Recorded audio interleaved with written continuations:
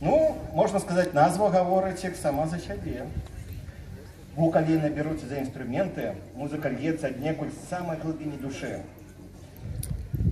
Хутка на гэтай сцэне будзе выступаць калектыў народнай музыкі з горада Маладзечна. А называецца ён «Самагуды».